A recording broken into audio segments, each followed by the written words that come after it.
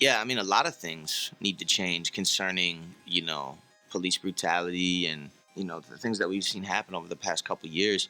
Uh, there's a lot of things that need to change, and it's hard to put a finger on it because a lot of times these are invisible structures.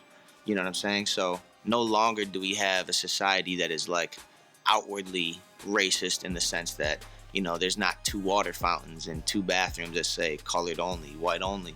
So those things have been wiped away, but the ideas of racism have been baked into culture, you know what I'm saying, and into the mindset of a lot of people. That's why Brandon's gonna get the call back for the job faster than Rondell.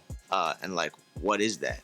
Those are invisible structures of racism and systematic injustice. So I think there's lots of structures that need to be reorganized. And on a personal level, I think it takes a recognition that every person has their own biases that they need to wrestle with and deal with and confront. Whenever I talk about racism, the first thing somebody says to me, listen, I'm not a racist, right? Because being a quote unquote racist is the worst thing in the world that you could be. They associate if you're a racist, that means you're killing people, or you're part of the Ku Klux Klan. And that's not true. All of us have racial biases, and all of us have ideas of certain cultures and people that aren't right that we need to deal with. And I think the moment we start admitting that we do have those differences and then starting to have dialogue about them, that's when actual change can happen on a ground level.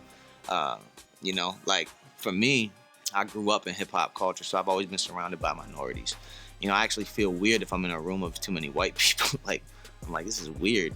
I did a talk yesterday at Bethel University on the college campus, and this white kid raised his hand and he said, yo, from a white dude to another white dude, like, what do I need to do to be more informed, you know what I'm saying, and to start making change myself? I said, you need to take that same question you just asked me and go ask all of your other friends that don't look like me.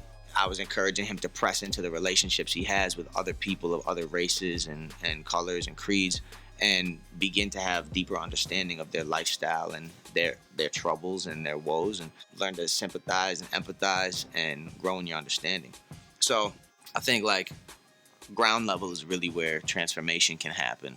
I don't think just putting systems in place are going to change the hearts of people. I think the hearts of people need to be changed first, and then systems can change. But that takes a lot of work and a lot of personal responsibility.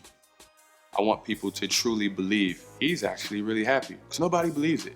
Everybody believes, nah, he gotta want more fans. He gotta want more people to know who he is.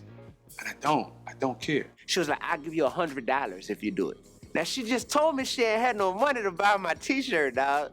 And I'm hurting at the time. I'm not hurting, but I'm trying to make my little merch monies. The dude is just camped out in front of the tour bus. So we like, oh man, this dude's crazy, man. Like, sir, you gonna have to leave. He said, I ain't going nowhere.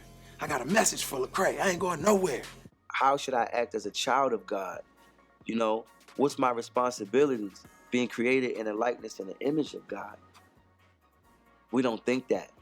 We just think like, yo, you offended me. Now I gotta act. I gotta do what I gotta do.